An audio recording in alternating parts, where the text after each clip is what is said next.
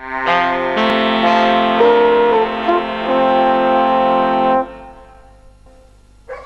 father's canal bank renovation scheme is seriously behind schedule, so he hasn't been getting home till 10 p.m. at night. He's getting dead neurotic about going away on holiday. I can't think why. We're only going to Skegness.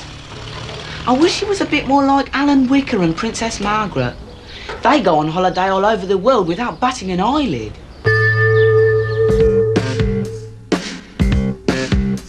A plane stuck on my nose, life can deal some savage blows. Mum is pregnant and it shows. Poor old Queenie's had a stroke and my parents haven't spoke. Still no gyro and we're broke. This has gone beyond a joke. I'm profoundly in love with Pandora. Adolescence proves to be a strain. I would gladly lay my heart before her, despite these growing pains.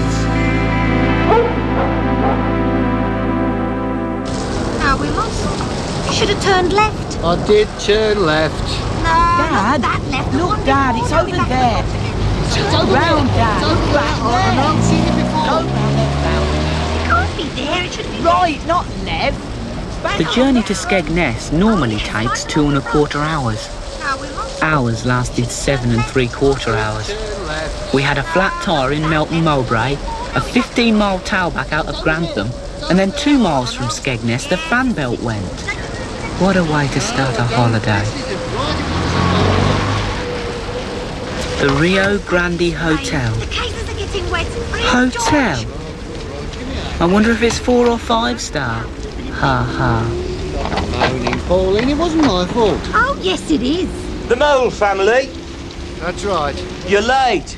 These doors are locked at 11 p.m. sharp, and there's a 50p fine for latecomers. And who might you be? I'm Bernard Pork, that's who I am. I'm the proprietor of the Rio Grande. Well, thank you for your most effusive welcome, Mr. Pork. I trust we have a room with a view. Very nice. Sorry we're late, Mr. Pork. Fan belt. We could have been in Greece. Look what we got instead. It smells of cabbage in the paint. Skegness again. My room is in the basement and has a view over the Rio Grande dustbins. My home for the next 2 weeks.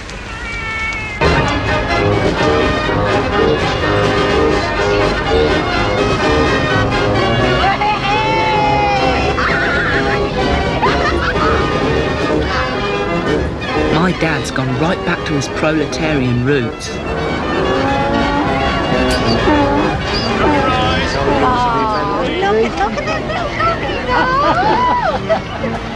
I bet George Eliot's dad didn't wear a kiss me quick hat when he was on holiday.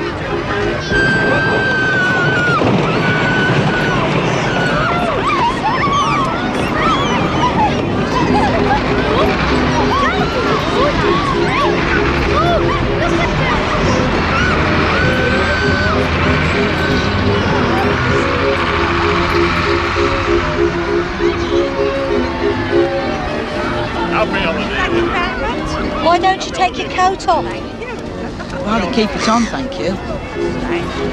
I've got 18 spots on my shoulders. How could I take it off? So, where are we now then? Gibraltar Point. It's a famous wildlife sanctuary.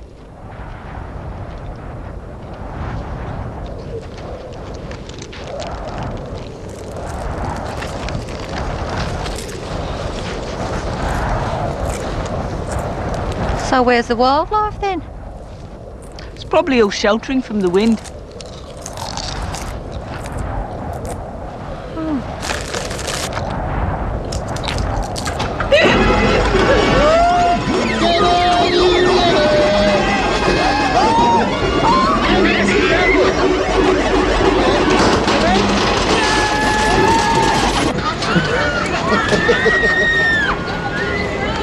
I'm building it. Hello, mister.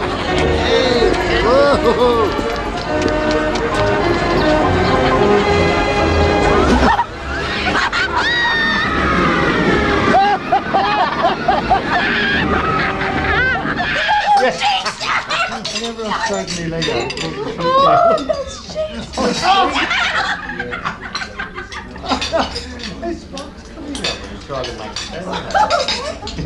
George Moe? I've a message to say that a close friend has just been taken into the Royal Infirmary, and would you ring Ward 12 immediately? But you haven't got any close friends, George.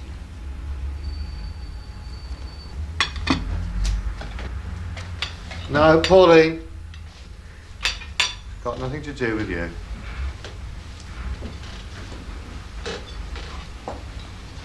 Eight.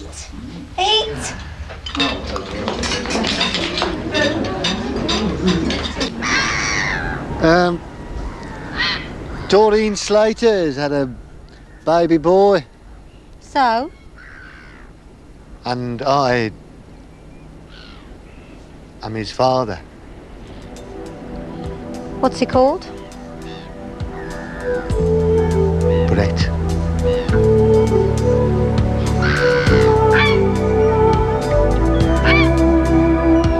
Sorry.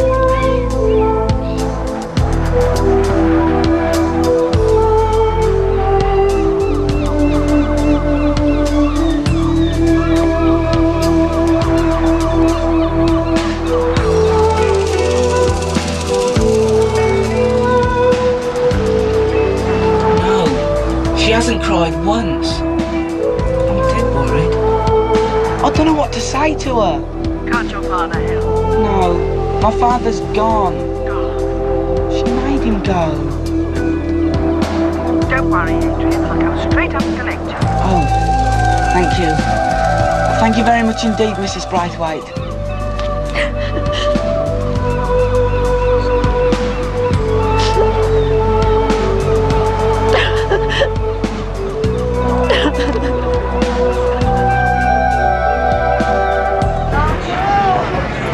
Excuse me? Oh, shut up, Paul! You great petty-brained, tight-fisted, mean-minded git! And you can stuff your nylon sheets too!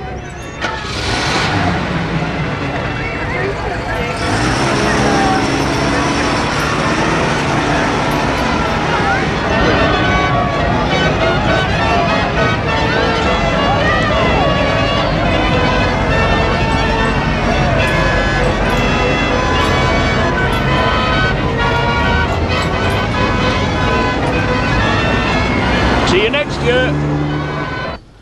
I don't think you heard what I said.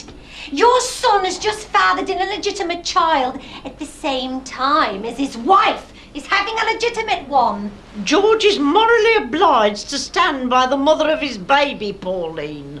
I'm the mother of his baby. You are one of the mothers of his baby. Of his babies. I am just about sick and tired of adults. They have the nerve to tell kids what to do. And then they go ahead and break all their own rules. Maybe if you hadn't had your little fling with Mr. Lucas, my son would have been driven into the arms of another woman. Oh, shut up, you old ratbag!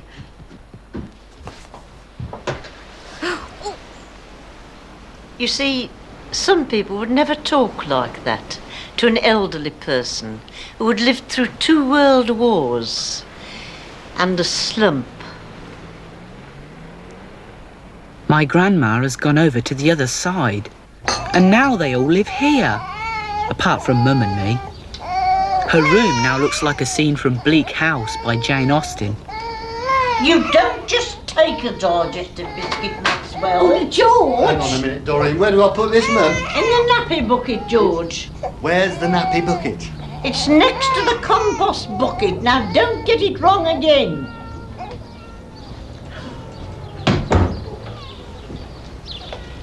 You ask nicely, Maxwell. Give him a smack, Mum. It's a well-known fact, Doreen, that you only inflict capital punishment as a last resort. Corporal punishment. Well, that's Stick what I insects, said. breastfeeding. Capital punishment. The poor kid must be starving. The last time I had a close look, she didn't have any breasts. So what happened to Bert? Is it good Yes, what manners did happen to or bad Bert? manners to ignore a suckling baby? Adrian, Yes? what happened to Bert? Well, Mrs. Braithwaite had a nervous breakdown looking after him, so Mrs. Singh took over and arranged for him to go on holiday with some old Hindus. How long's Bert Baxter been a Hindu? Oh, he's not, but Mrs. Singh says she doesn't care if he's a Mooney or a divine-like missionary, just so long as he stays as far away from her as possible. Maxwell?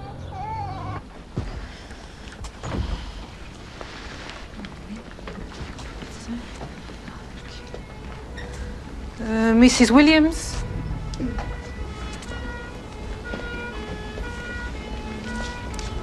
This way, Mrs. Williams. I'm going on a picnic tomorrow. Where to? A place called Greenham Common. Can I come? Sorry, Pet, it's women only. Great, isn't it? Mrs. Ibrahim?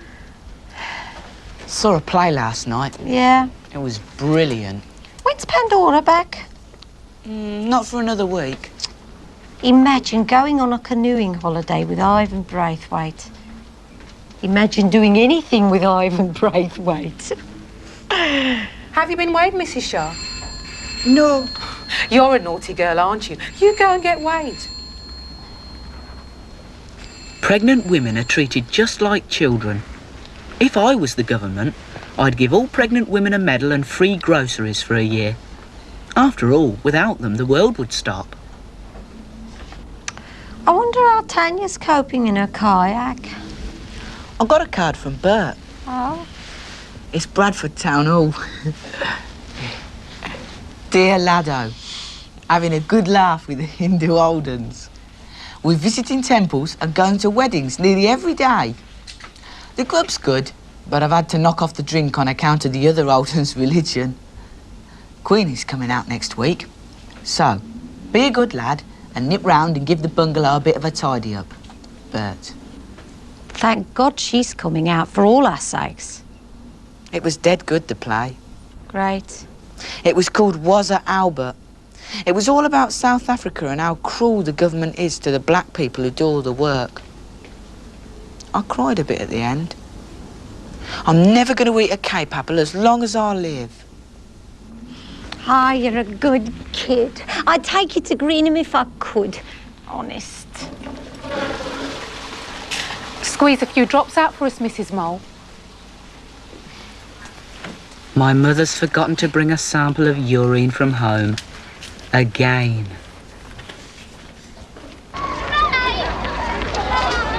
First day of school. Worst luck.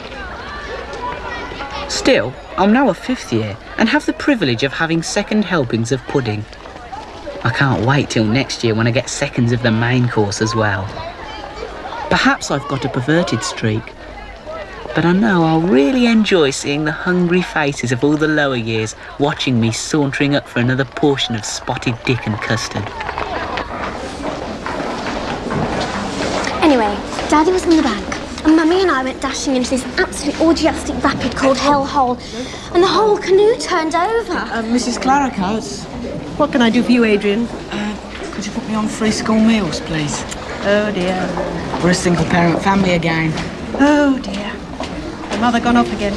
No, it's my father this time. Oh, dear. Well, never mind, Pet. I'm sure it'll all come out in the wash.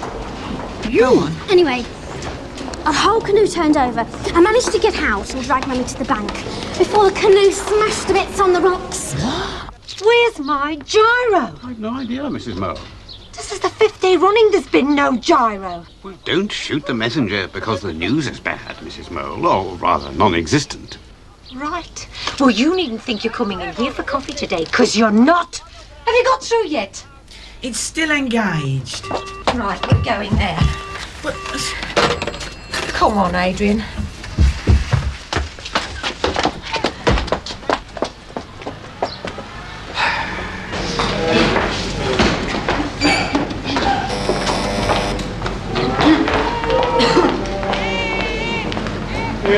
I've told you before, Mr. Waite, you can only claim here if you've already been to the unemployment benefits. I'm glad I skived off school to accompany my mother. This is no place for a pregnant woman. Don't you start threatening me, Mr. Johnston. You've now joined the casualties of society. Or the dregs, as your father would call them.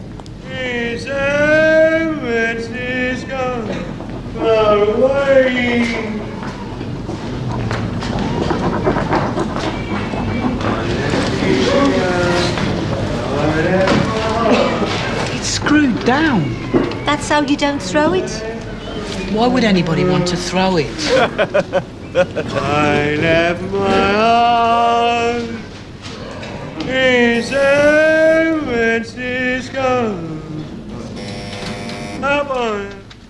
Your gyro was posted last Friday. Well, it hasn't come, and we're financially destitute. There's nothing more we can do, Mrs. Moulds. Mole. Sorry? Mole, as in small furry mammal. Would you wait a moment, please? So why were you dismissed? They were overstaffed. To call this a private interview is against the Trades Description Act because it isn't private at all. Redundancy check. Sorry? I said you must be joking. You wouldn't know a joke if it came up and smacked him in the chops. And who are these designed for anyway? The Hunchback of Notre Dame? Mrs. Mole? Your gyro will be in the post tonight. But I need the money now. There's nothing I can do. Can't you borrow some? All right. Will you lend me £5, please? I'm not able to do that. Why? It's against the rules. Right. Come on. Now I know why the furniture's screwed down. I feel like flinging a chair about myself. Still no gyro. All this trouble has made my mother's ankles swell up. There's no mention of swollen ankles in here. Oh. Testes and sperm. Blimey. My own personal testes make several million sperm a day. A day! Where do they all go? During a lifetime we must collect 1 trillion. Makes the mind boggle. Not to mention the testes.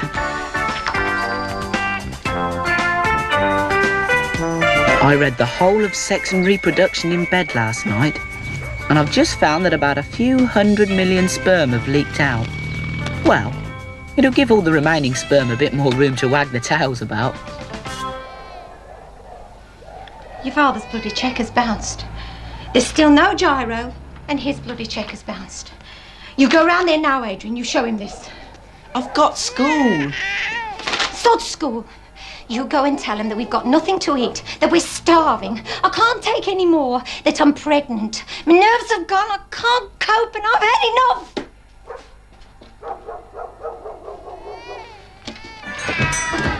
Another bouncing chick. Your father should have taken up trampolining. Did you ever get fed up of Brett, Doreen and Maxwell? No, I thrive on hard work. I've never felt bitter. Well, you look better than when you used to listen to Radio 4 all day.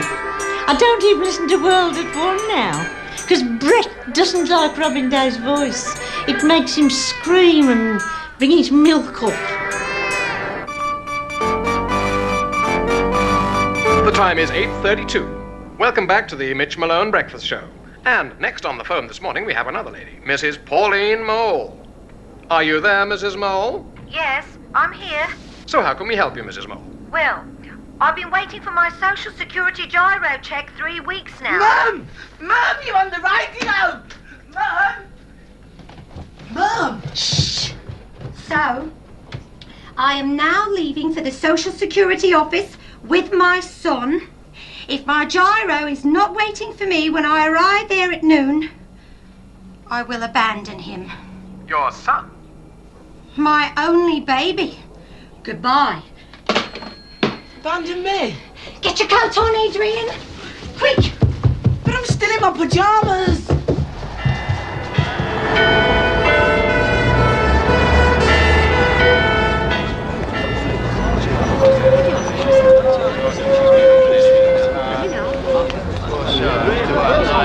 OK, here they come. Are you going to abandon your child, Mrs. Mole? If I don't get my gyro. Where is your baby, Mrs. Mole?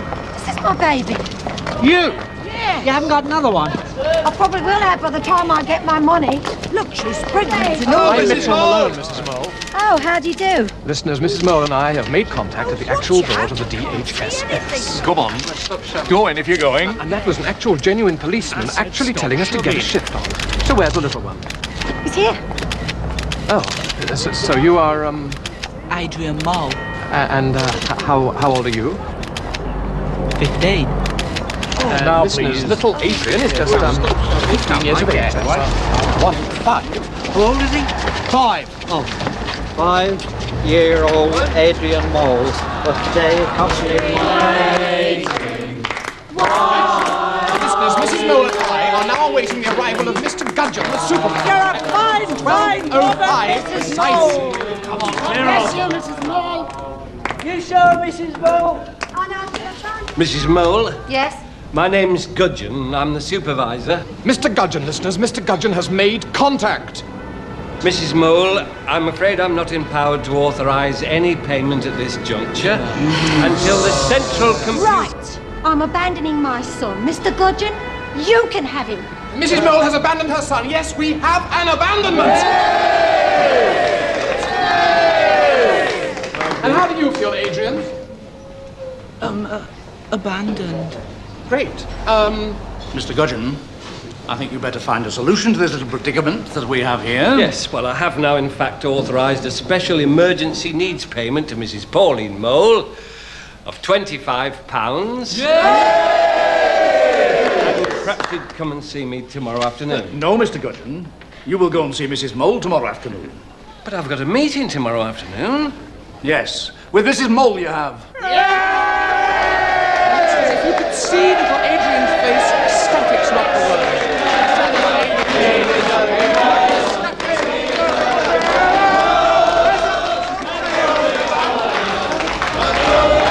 A mother's anguish.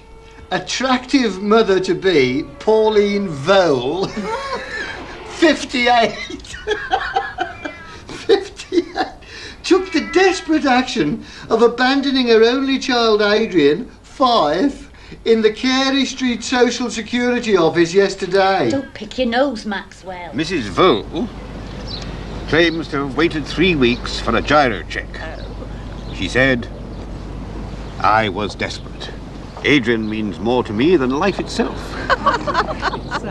But I was driven to take this drastic step to draw attention to our plight. Mr. Gudgeon, 42, the manager of the Carey Street office, said today, Mrs. Vole has been the unfortunate victim of a staff shortage. We all know whose fault that is, don't we, Pandypoos?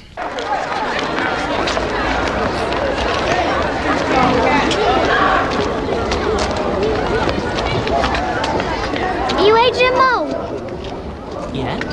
I'm Anne-Louise Worgfield. I saw your picture in the paper and told my mummy that you got to our school. But my mummy said you didn't because the paper said you were only 5. So I want your autograph to prove that I know you. Right.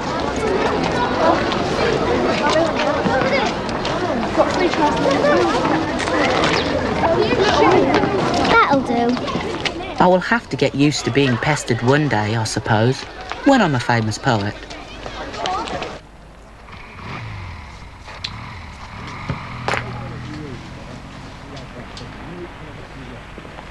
I should be concentrating on my O-levels and worrying about puberty. I shouldn't have to be the consort to a pregnant woman. I wish my father would come home and take her off my hands. Got a plane stuck on my nose, life can deal some savage blows. Mum is pregnant and it shows, wish she'd wear some proper clothes. Poor old Queenie's had a stroke and my parents haven't spoke. Still no gyro and we're broke, this has gone beyond a joke. I'm profoundly in love with Pandora. Adolescence proves to be a strain. I would gladly lay my heart before her, despite these growing pains. Yes, I'd gladly lay my heart before her, despite these growing pains.